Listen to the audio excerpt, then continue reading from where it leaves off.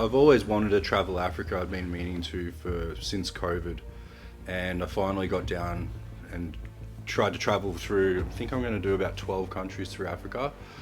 And I asked a friend to come with me and for a part of it, and he suggested doing hunting.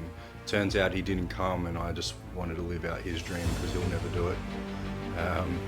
But I had no expectations. I've never hunted before. I've obviously seen people like Joe Rogan and Cameron Haynes on podcasts talking about hunting, and I thought it'd be cool to do. So looked online and found Brendan and came down, and yeah, had no expectations.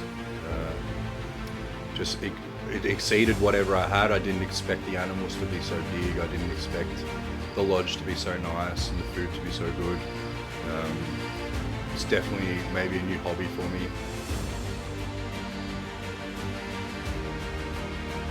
So day one in February in the Eastern Cape here.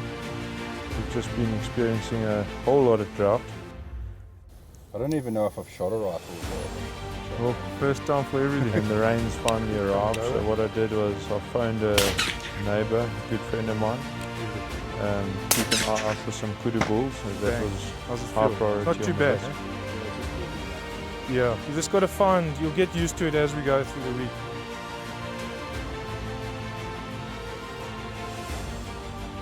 On my return from East London Airport, he had given me a WhatsApp. So when we arrived at the lodge, it was the first thing I saw, that he had a bull in sight. There was a huge storm brewing, much needed rain, and we quickly shot over there, and it turns out there were so many kudu to choose from.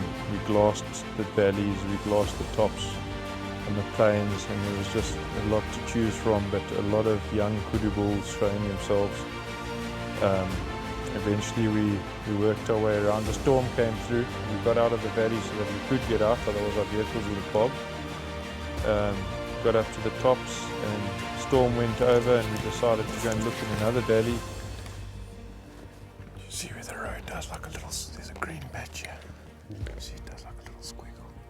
Just before that squiggle is lying down on the left there. So we're going to try and get down to that corner there, and we'll shoot down.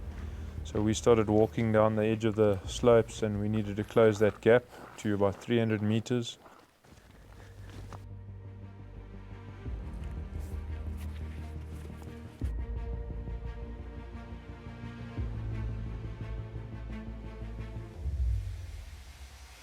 Got up on the sticks, and yeah, Dean made an excellent shot straight into the shoulder. He went down on the spot, and yeah, the rest was history.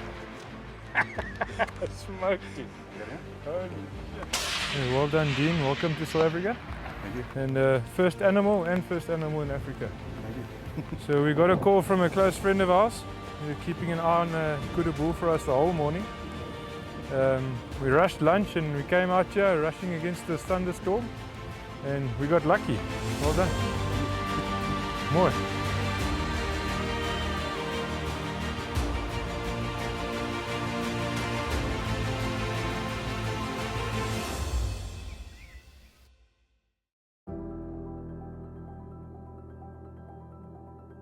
Yeah, so the morning of day 2 we woke up to torrential rain. I think we had 64 mils overnight, and it was still raining in the morning.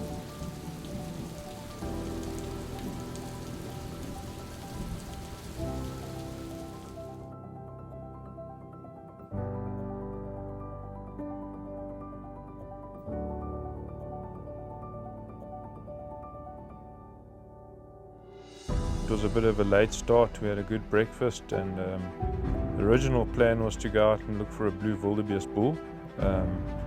We worked our way up to the plains, and we spotted a whole herd of blesbok. So we set off on foot, and they gave us a run around. It was quite a challenge.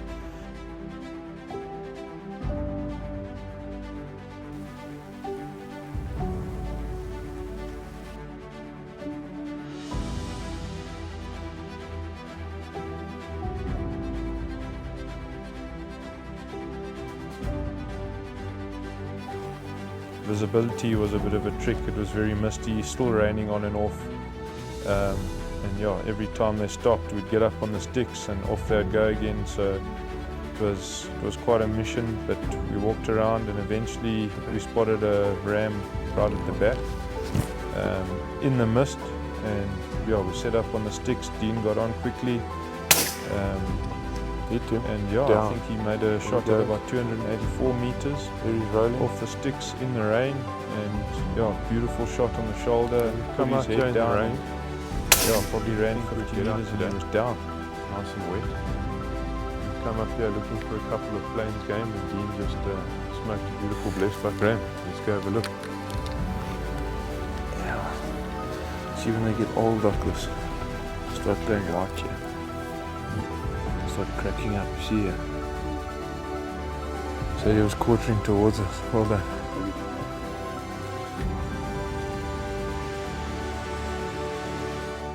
We came out this morning in the rain. It's been storming here, much needed rain. We weren't actually sure we were going to get out. We thought we'd come and look on the flats here and see what plains game was about, and we spotted this blesbok ram, put a stalk in. Yeah, and Dean, they gave us a run around for a little bit, and then Dean put in a good shot at 300 meters, and here he is, down. Well done. Good shooting. The boys here make it easy for you. Beautiful.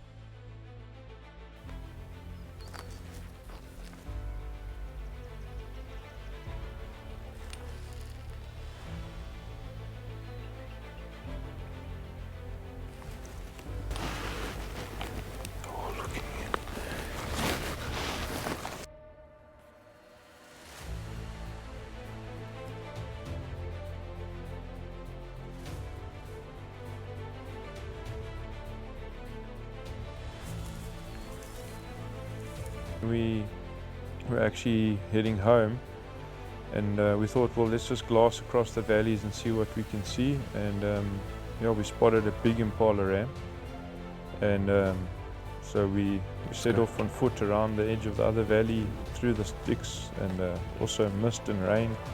And eventually it opened up quite nicely, and we came across big impala ram. Yeah, I think it was just on 280 odd meters. Somewhere between there and 300, frontal shot. Set Dean up on the sticks. With a naked eye through that gap, there's one facing directly at us. And he made an awesome shot straight in the chest. Impala also ran about 20 yards, 20 meters, somewhere there, and just fell down. Done.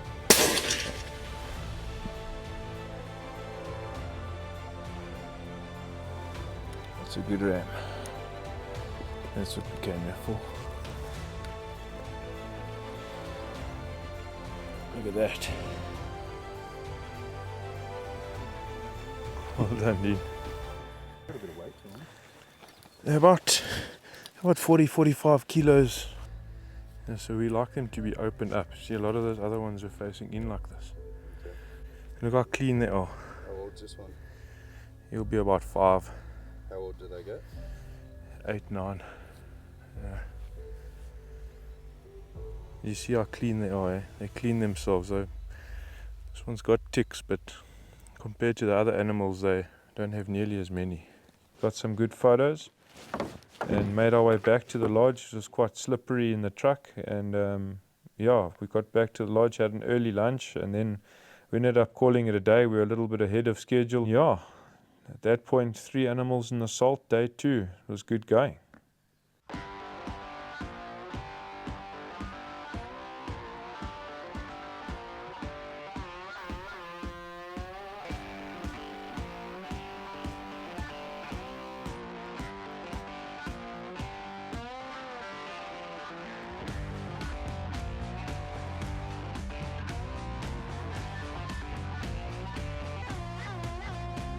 Pretty cool. What they'll do is they'll make that noise and they'll hide their baby, and they'll make that noise and lure the predator away from where their baby's eating.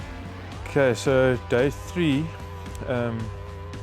we set out in the rain once again, but it wasn't too bad. It was like isolated showers and nice gaps in between for a blue wildebeest.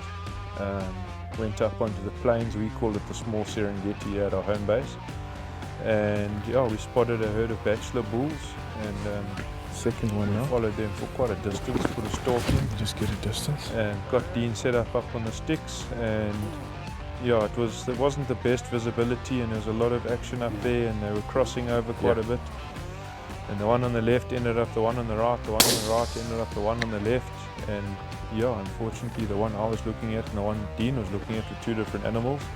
So he made a shot, hit it in the front leg, and it turned out to be the wrong blue wildebeest, but it happens to the best of us, considering he's done very well.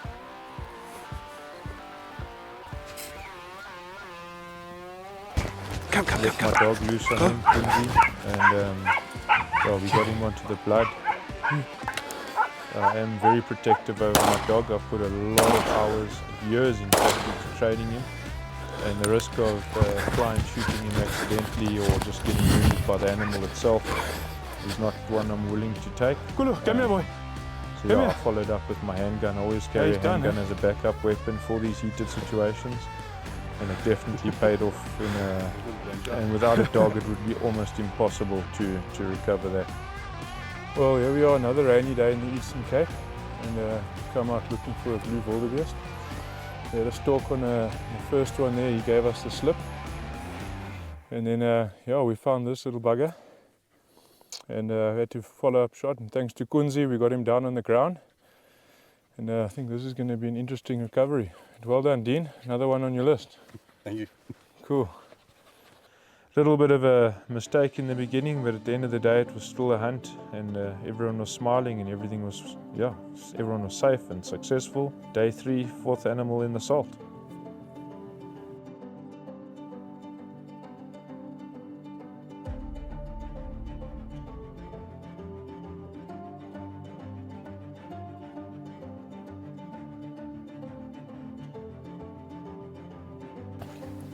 We're gonna look for a warthog this afternoon. The rain's finally cleared, so we're gonna work our way across here. There's some nice greenery up ahead that pigs like to eat there, so we're gonna see if we can go find a good ball for Dean. Let's go.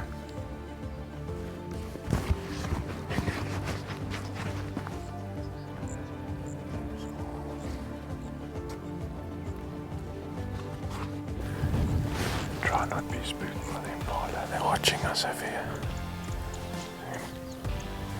So there's an impala watching us over here. We've got to try not get spooked by it.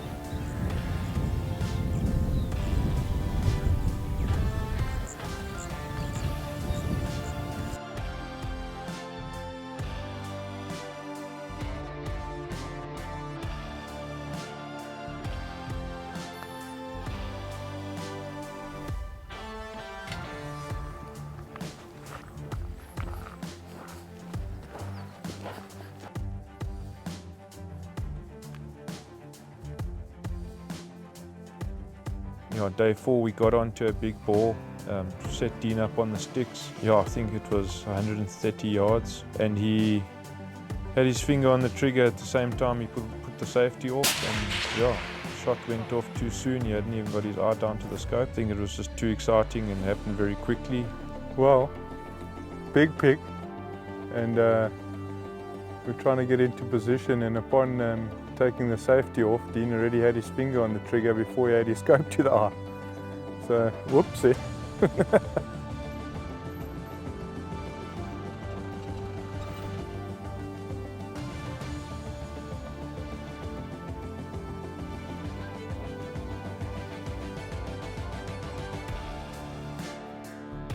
And then, yeah, today, day 5, we woke up very early this morning. It was still pitch black when we went out, and we got into position as the sun was cracking, and we had spotted that boar that we originally seen the day before, but he didn't give us much chance. He was, yeah, we saw him for about 10 seconds and he was into the thick stuff, and that was it, gone.